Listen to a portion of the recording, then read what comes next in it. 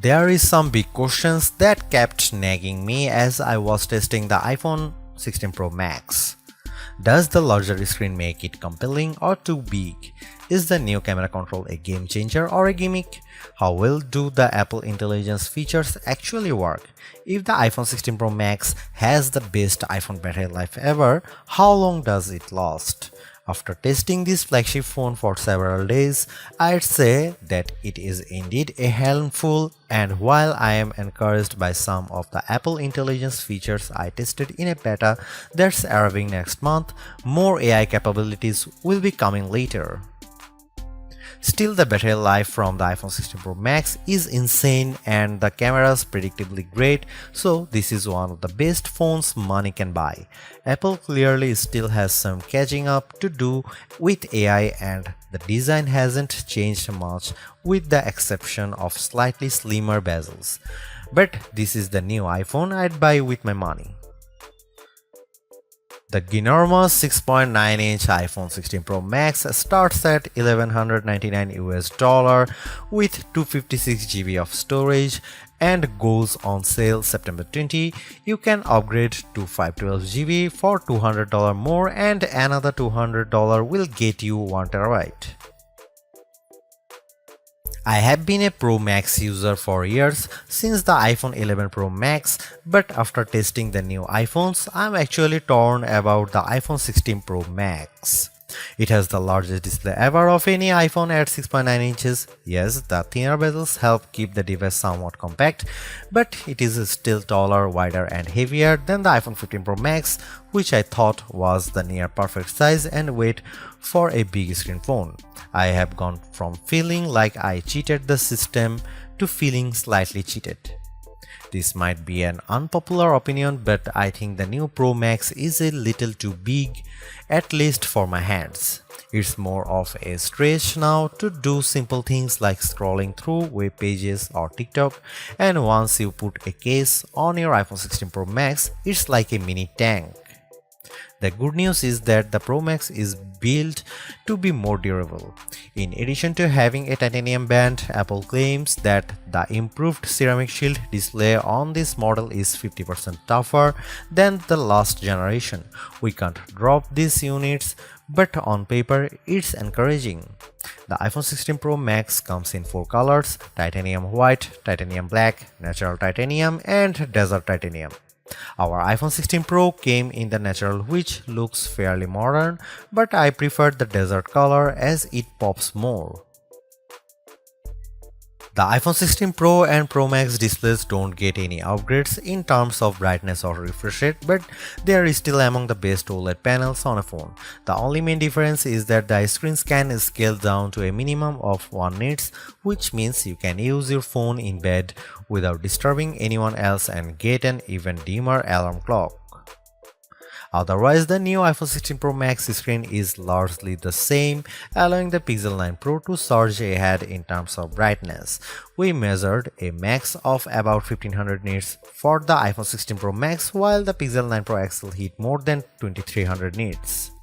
Outside in direct sunlight, the iPhone 16 Pro and Pro Max were both dimmer than the Pixel 9 Pro XL, though Google's phone dimmed faster over time in response to the heat. Other than the display size, the biggest design change to the iPhone Pro Max is the addition of the camera control button. This recessed capacitive button on the right side uses haptic to give you feedback, and it launches you straight into the camera. No more having to fumble for the on-screen camera shortcut, and you can now use the action button for another shortcut. This thing is pretty easy to use in both portrait and landscape mode. So what can you do with camera control? A lot, actually. A quick press snaps a photo and a long press starts recording a video, but I'm not a fan of the fact that the video stops when you take your finger off the button. You can also slide your finger across the button to zoom in and out, which is pretty smooth. Not as smooth is the double soft press, which launches a sub-menu of various options, from tweaking the depth and exposure to toggling between multiple photographic styles. Camera control works well, but applying just the right amount of pressure and remembering what a single press and double press do takes practice. I also wouldn't recommend taking macro shots with the camera control, as it shook the camera when I got super close to a subject. The iPhone 16 Pro Max gets a bunch of camera upgrades, starting with a new 48 megapixel fusion camera for the main shooter that's designed to read data faster. The result should be zero shutter lag and faster focus. I took some shots of people passing by on scooters and moving taxis at the same time on the iPhone 16 Pro Max and iPhone 15 Pro Max, and the new iPhone was indeed faster. The results were not necessarily sharper though, as you can see in this side-by-side comparison. Here are some camera samples of iPhone 16 Pro Max.